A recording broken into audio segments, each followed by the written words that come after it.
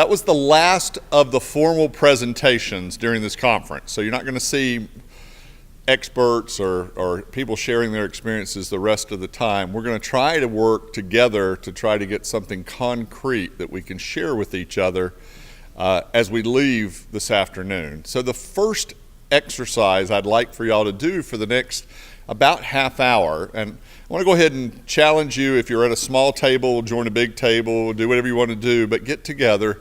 We want you to start this process of reimagining the hard parts of the system. What is it, if we want to make improvements in our broadly defined workforce pipelines, what is it as we look forward that we should be focused on? And you don't have to do the detail. We need a program that has 14 apprenticeships, but I want you to think big picture first. Imagining the future of workforce in a few years, pick your 5-10 year range.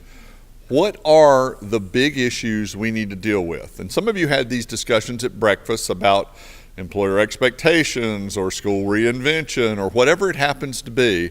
I'd like your table to come up with 3 or 4 things that you're going to report out to the broader group.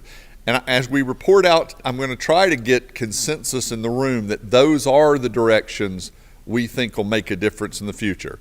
A lot of the people in the room have suggested, how do we scale what we hear? How do we institutionalize change? How do we do all that stuff? Well, first, let's try to identify what those big issues are. And as I said, rearrange yourself any way you want at a table. Let's try to develop 3 to 5 concrete things as you reimagine workforce in the future. What will it be? And then designate a spokesman, and then we're going to let y'all come up here, talk out, and try to deal with that. The next step of this is bigger groups talking about the specifics that we need to do either as thought leaders, funders, foundation, researchers, and what we need to do as community. So first, reimagine the future for us, and take about 30 minutes to do that. Try to figure out where we're headed and what we need to be doing. So, everybody had a good conversation? I stuck my head in on half a dozen of the tables. None of you were talking about the same things. So that's very exciting for me. It means you're going to talk about different things when you come up. It's all good. So I need you to come up from each table and tell me what you thought, and I'm going to try to keep track of it and translate it as we go forward. So who's first? Front table? Wait a minute, you drafted our staff to talk? Okay, that's not even fair. Come on, Greg.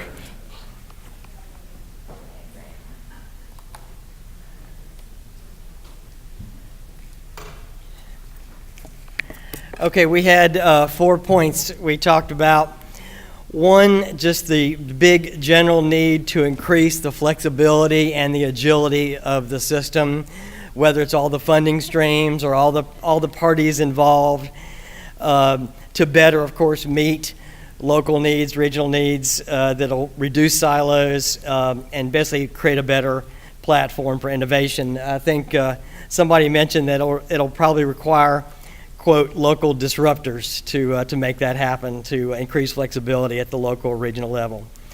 Secondly, the need to step up engagement of out-of-school youth, people under 25, 17, 24, 16, 24 years old, and that we know that they're sometimes hard to find and then hard to engage, how to reach them. And it's going to involve technical colleges and social service agencies as well, and a lot of support services will be necessary to get young out-of-school people into the workforce in a stable way. Third, the workforce structure needs to better engage non-government organizations to provide support services and close service gaps. There are a lot of nonprofits and faith community organizations out there that provide good services, whether it's related to housing or child care or mental health or substance abuse or transportation, but they're probably not going to know how to engage in the system unless they are reached out to. And lastly, the need for employers to step up their aggressive efforts to reach young talent and recruit them. And we say recruit, we don't just mean have a job fair, but also, all the ways to get workplace experience for young people, to engage teachers and counselors, to maybe increase the number of counselors and career coaches that are out there for young people, and to celebrate hiring just like they celebrate signing when they sign on a football team. So that's our 4. Any questions for Greg? Everybody comfortable? I'm going to ask everybody this when you get up. So everybody comfortable with those? Make sense? All right, next. We might as well just go up back to front, this table. Front to back. Yes, you can clap or cheer for your guy or girl. That's one of those meetings now. Okay, so we had 3 ideas. Into the mic. Okay, we had 3 ideas. Better awareness and engagement among students, parents, and underemployed workers about job and career opportunities, required skills for those opportunities, and how to get trained for those jobs. Second one was reskilling or upskilling of incumbent workers so that workers learn while working and have the opportunity to earn credentials or college credits in the process. And this is the last one we really struggled with, but anybody who's trying to remodel their home will appreciate it. Tradespeople training. How do we attract more people into these professions? How do we help these people who have the opportunity to be entrepreneurs figure out how to run a business, manage the books, market, communicate with people, show up when they're supposed to show up, get the job done according to the budget they provided. Succession planning, we talked about a lot of these tradespeople who just close their business and there's nobody to take over. And part of that is mentoring of younger, skilled tradespeople. And I think that's it, unless the table wants to jump up and.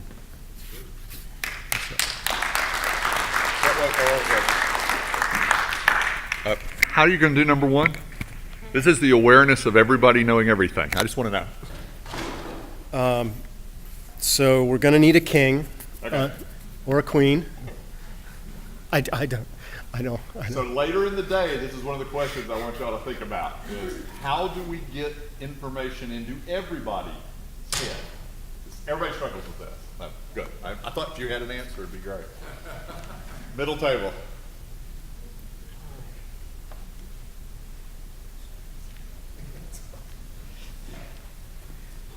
So our table was somewhat entrepreneurial in the way we approached your question because we pretty much ignored it. Good. And but so we hope that we add some relevance to the discussion.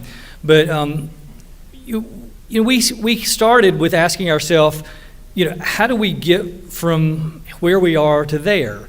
And how do we make sure we get all the right folks in the room to have that conversation?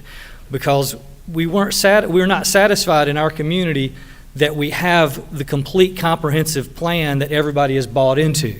And that's what we ultimately want. So our focus then became, how do we start that conversation with all the right people? Is that fair from my table? Y'all nod, kind of help me out that I've captured a little bit of this. And then we said, well, not all the players that we want to come to the room are even going to be receptive to what they're hearing. And we became very bold, and we suggested that some of the educators that may show up that need to be there in the room are going to only be there to protect their turf. And so how do we overcome that? Because can we really get them on board with the plan if their whole purpose is to protect their self-preservation?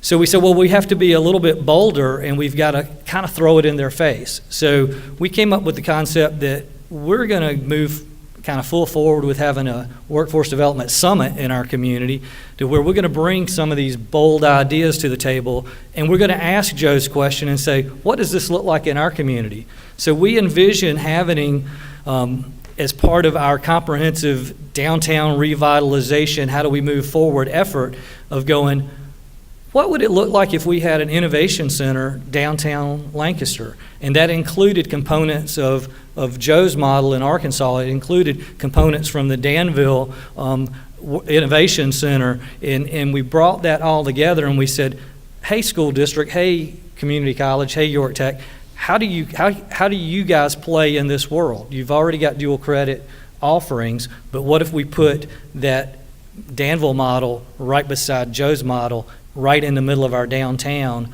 with our college and technical college right there? So I don't know if I helped at all with the discussion here, but that's kind of where we're going, and that's why we came. So thank y'all for having us. So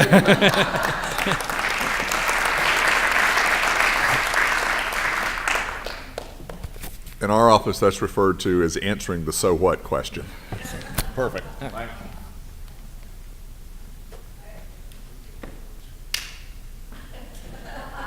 So it's worth the trip? That was worth, perfect. All right. I don't think there was a rule. So we're coming up as a team. All right. Remember to talk into that thing. There we go. All right. So our table, I don't even know if we addressed the question or not, but our table talked about how there's maybe an overemphasis on allowing current industry and corporations to define what the workforce should look like, and expectations that we all will train workers to go straight into their roles and what those expectations are. And so that maybe there should be a re-emphasis on training workers for the jobs of the future. And so looking at AI, environmental, clean air, clean energy emphasis, so that we're not just looking at what jobs are available right now at this moment and trying to train workers for that pipeline, but training workers for what are the future jobs that they will want in 5, 10, 15 years from now. And so Barbara's going to talk a little bit about how that training will look. Oh, I don't know about that. Well, not but we had a specifically, great but in a liberal arts sense. So we sort of had these three overarching, if you think about the future, forces that are shaping us. One is the rapid advances of technology, AI. It's amazing what's going on and how quickly that's changing. 2 is the disruptive nature of climate change. And 3, excuse me, is populism, which is happening globally. And so when we think about how we prepare for the future, it's important not to diminish the significance of skills that are often a product of a liberal arts or a humanities education. I'm sorry, I've got something in my throat. So we talked about the skills of the future that are really important in an AI environment, which are not simply technological skills, but critical thinking skills and imagination skills and creativity, and also adapting to working arm in arm with machines as if you're having a dance with them. On the climate change, it's sort of the disruption of the day-to-day activities of work and the press for innovation to try to address these challenges, because it's happening so fast and so furiously, and we need to figure that out. And on populism, and this gets back to a broader education, it's probably as important to cultivate a society that is prepared to be citizens and to be prepared to be critical thinkers and to sort out fake from real news and to be able to make decisions as citizens. So we were thinking about those three overarching forces and what that all implies for work and for citizenry and for society. So, Questions? Come on. All right. All right, Thank think you. about it later.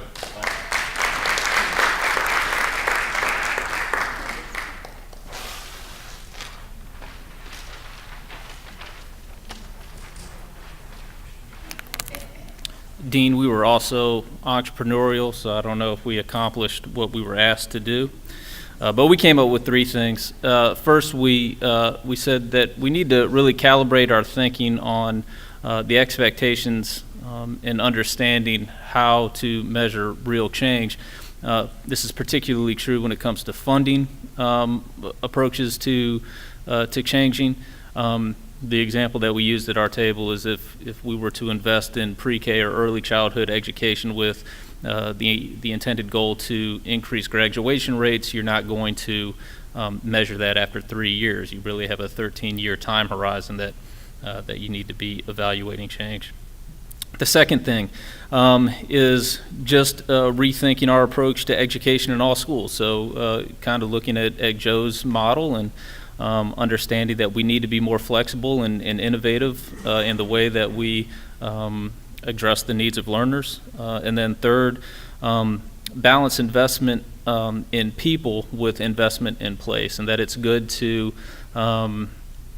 look at developing the person, but what kind of impacts can we have in the places where those people are? How can we, in government and the for-profit and not-for-profit sectors, invest in places as much as we invest in people as a way to more comprehensively address change? Questions? Y'all are easy on people. You really are. All right, thank you.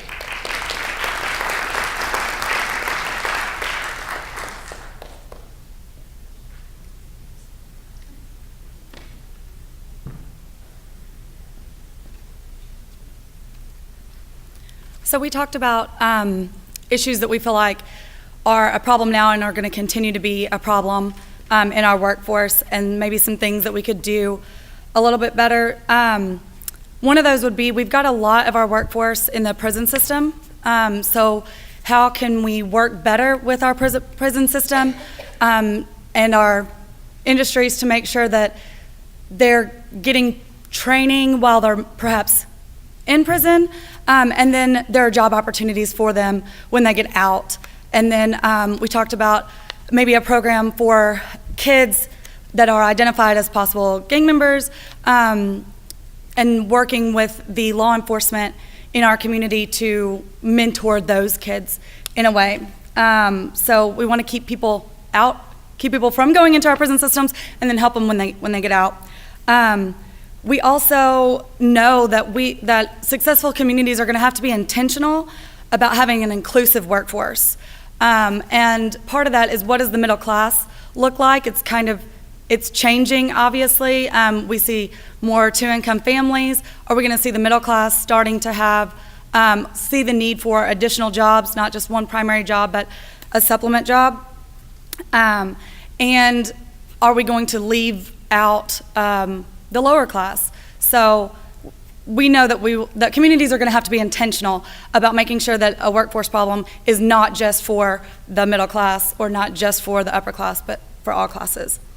And then we also think that successful communities will need to embrace diversity, not just the typical diversity of the black and white, but all of our immigrants or people from different cultures. We think that, and again, we're going to have to be intentional about that. We're going to have to make it a point that, the foreign doctors that come or whatever, that want to come, that stay in our community, they can really be good citizens for us. And then we know that those folks, in the same thing, we're going to have to keep up with technology. We think that successful rural communities are going to be those who keep up with technology and can kind of recruit those people to stay in their towns or to come to their towns, because just like what we've talked about, it's e-commerce makes, I can get anything in 2 days in Sykeston. So anyway, that's what we talked about.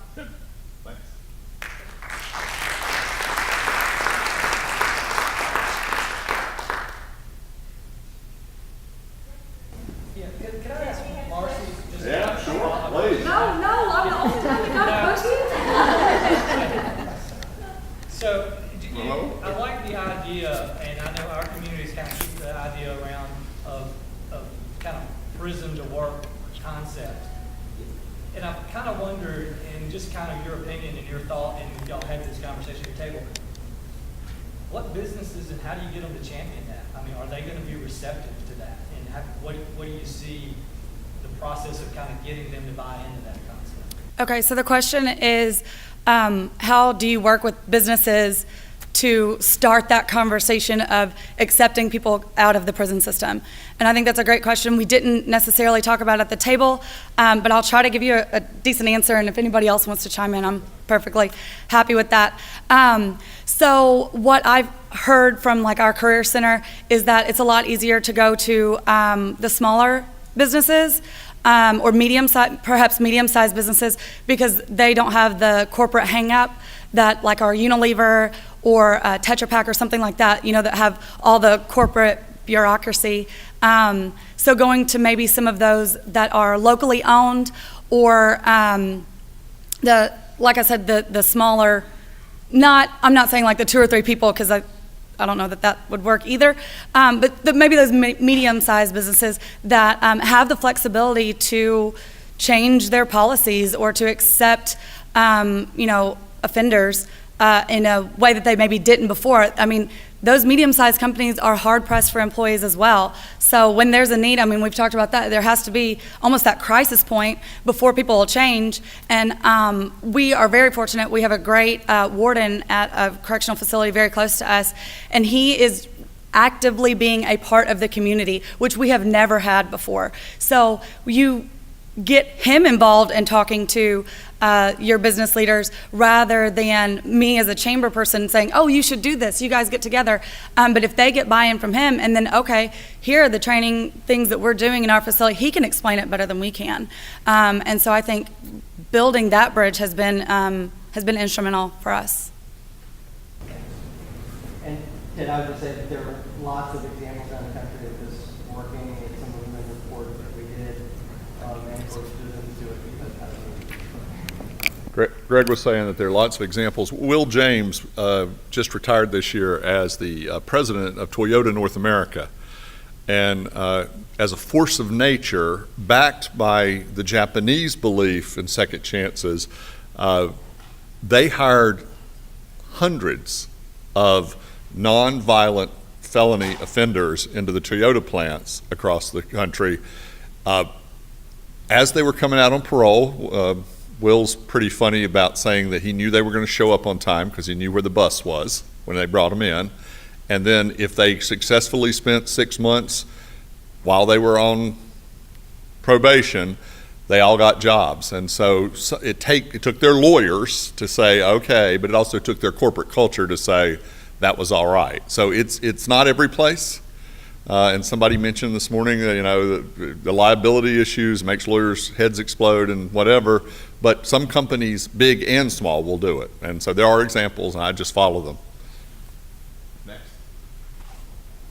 Well, can I just make a comment? There really is a policy piece of this, and that is states that are actually saying, and cities that are saying, that when employers come in, you can't initially ask them what their prison record is. Yeah, the ban the box model, there's all sorts of information around the country around banning the box and stuff. Lots of places are doing it, so there are good examples, and we can catalog some of them as best practices. We'll try to add a few more for you.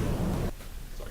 So I think the question we heard was, what does the future workforce look like? So that's the question we answered. So for us, we were a table of folks coming from different places. The first thing that we talked about was how we are going to be able to deal with the speed and change that happens. So things in our economy and in our learning, it's all happening a lot more quickly than maybe it was 30, 40, 50 years ago, which will impact the way that our workforce needs information and looks for information. Also, the evolution of use and relevancy of credentials. So, whereas we think about high school, then college, then master's, or high school, then vocation and vocational training, it's a lifelong process. So you have folks going into the workforce maybe at 18 with a 2-year degree under their belt, and then you've got folks at 70 that are finishing up their master's or their PhD. So there's this whole lifelong learning that's happening alongside working, rather than it being something that you end with. It's part of the process.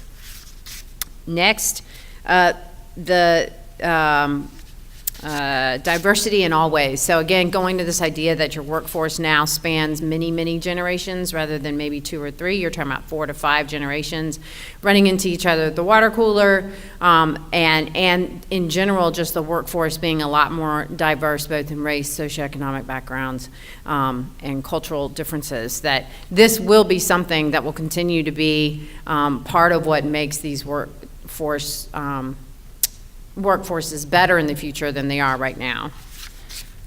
And then finally, going back to this idea of these blurred lines around education and work, is the idea that we're looking for a certain type of degree when we're looking at resumes. So instead of saying we're looking for somebody with a 2-year degree in or a 4-year liberal arts degree, it's asking the question of what exactly does that degree get you, and let's look for that rather than the degree itself. And that starts to change the way that we're describing the workforce that we're looking for, because it's no longer based on checking the box of your educational background or your traditional industrial background, but rather what are the qualifications that make for the workforce that you're looking for.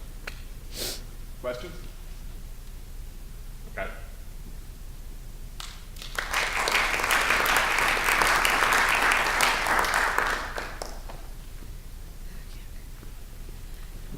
So at I don't know if this goes any lower.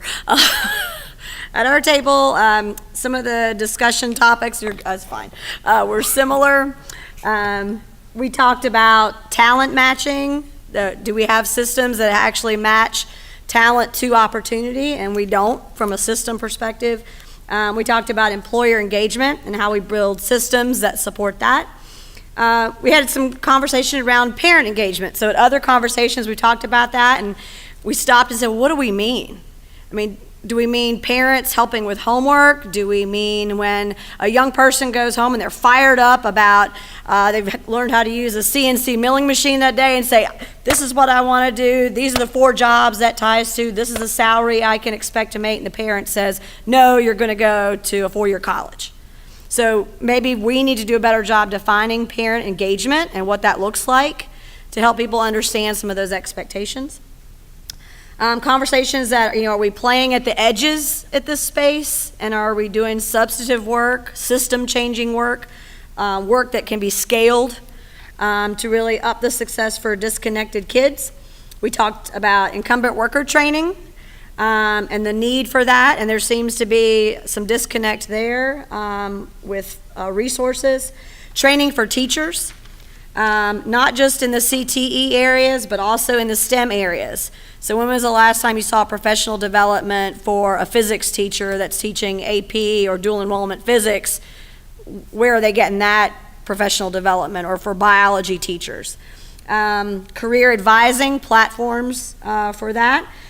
Had some conversation about disruptors. So can the disruptor come from inside your system? So to Joe's point, if we went to our superintendents and said, what if? What could this look like? Are they able to answer that question, or does that require somebody coming into your community? So who could, or who are those disruptors? And then our kind of reimagine was similar to a charter high school system. What about a charter workforce system? So this was our kind of idea. If we went to our state and said, we want you to give us 5 years, give us that money for our region, and let us figure out how to spend that, to really think about a new system for workforce development and what that could look like, would they do that? So. Thoughts, questions? I think it's too many ideas. Too many ideas. Sorry, it was all, that was our discussion. That was a high performance table. Yeah. All right.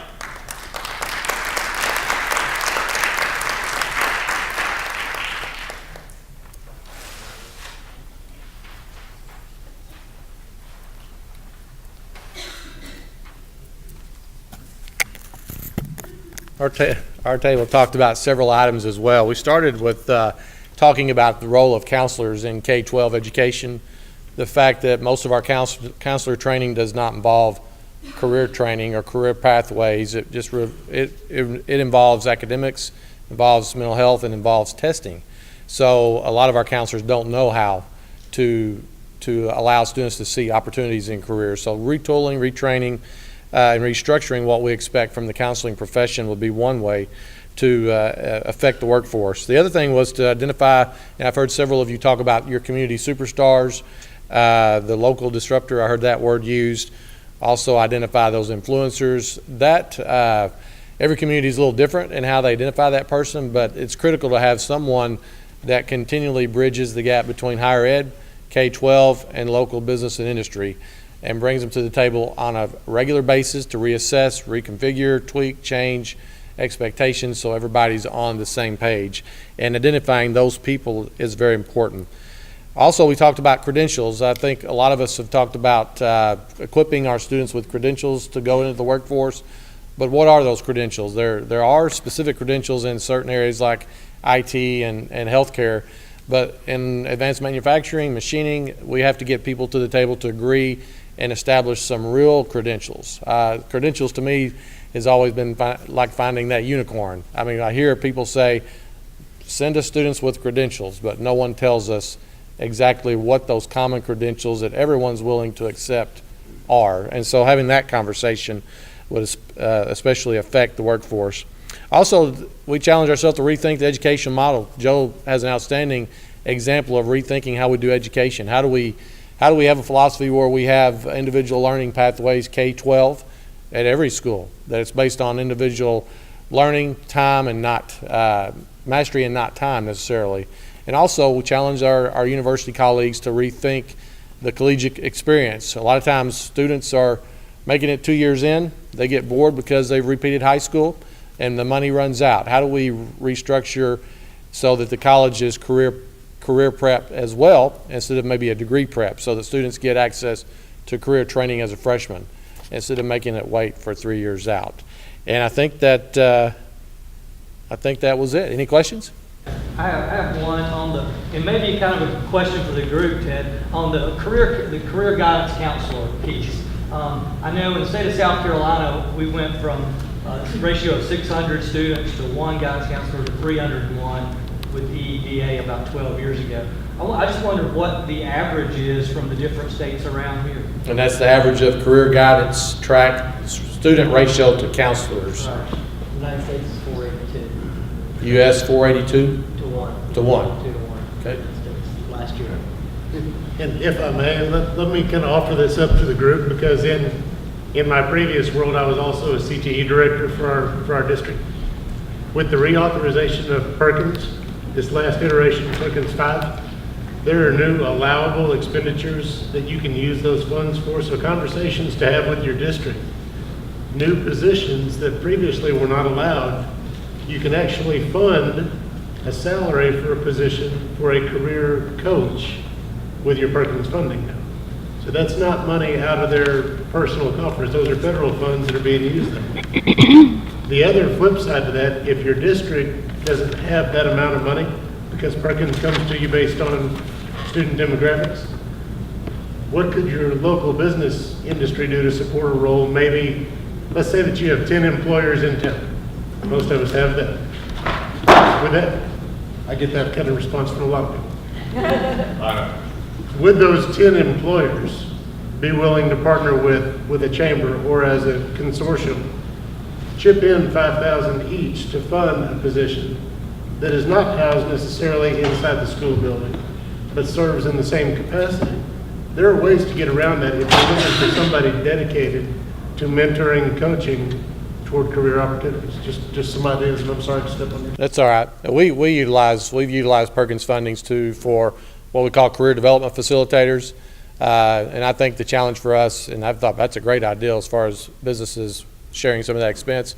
The challenge if those funds are limited, so usually you'll have maybe a couple of those for several hundred or several thousand students, so you need other resources like Joe has mentioned. That's a great idea as well. And then also retooling existing counselors to have a different charge. Okay, thank you guys very much.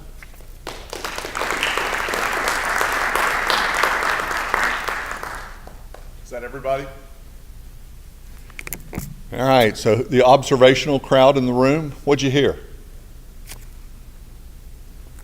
What's your takeaway? Some of you are big spatial thinkers and put all that together. What'd you hear? Disruption, disruptors, specific people, organizations matter. Yeah, they're not going to be loved, but they are going to matter. What else did you hear? New models, new thinking. Deeper partnerships. More connections, deeper partnerships, longer and deeper is what I'd say. We see the episodic partnership model all the time, and they're not there 5 years later and it didn't really matter. What else? Yes, sir? Keep doing what you're doing. Keep doing what you're doing. Do it Do it better. Carl's quoting a thing we wrote, an original Daniel thing that says, if you just keep doing what you're currently doing and do it better and better, you'll fail. Yeah, things changed, and you can't keep doing the old stuff.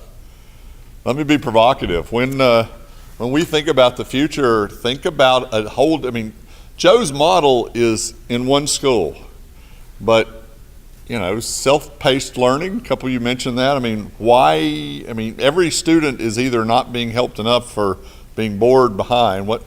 When does self-paced learning happen? When does e-learning really happen?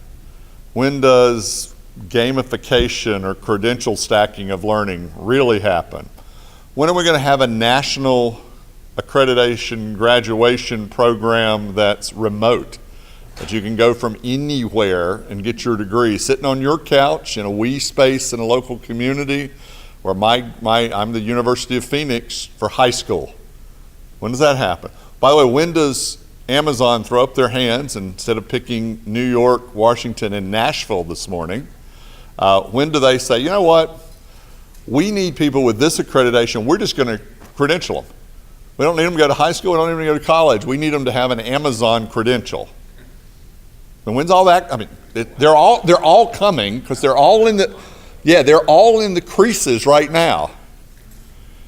So what else did you hear about building? For those of you, we're going to hear a little bit after lunch from some of our non-community people about what they're hearing and thinking. But for communities, what'd you hear, Joe?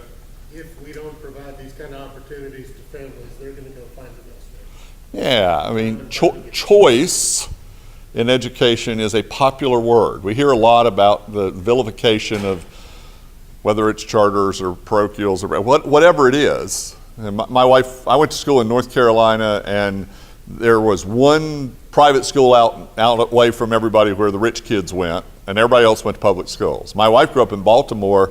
Half the kids went to parochial schools, half the kids went to public schools, and they were different. They're different. They've always been different models, but they're starting to fracture out there. What else did you hear? I heard hard. This isn't easy. Yeah, There's always discussion of scaling up any solution, Yep. and I'm not sure how feasible that is. I think as long as we do local and regional solutions, we're doing great. I'm not sure that we're going to do a national solution on anything. Yeah, this is a great question, because we argue all the time that you ought to scale good ideas, except that there are lots of good ideas. Everybody shouldn't scale 3 of them. There are lots of things out there. What else? All right, I want you to, so lunch is in 25 minutes. In the 25 minutes you have left, do whatever you need to do personally, but also at your tables, there's community people at most of the tables. If there's not, switch around. How would you actually go home, and what would you do on Wednesday morning having been here today? What specific things would you start doing? Like I said, we're about to have that workforce summit in your area, but what would you do at the community level to start making a difference immediately? What did you hear? Right after lunch, we're going to start talking about the broader picture a little bit with some of our, thought leaders from other places, and do that. So for the next 25 minutes, what's the next thing you do at the community level when you go home armed with what you've heard here and the questions that are there? And then transition in 15, 20 minutes into lunch. You get lunch free. Enjoy your lunch talking with people around your table about other things. We'll come back after that. We'll make an announcement. All right, think about locally. What do you do?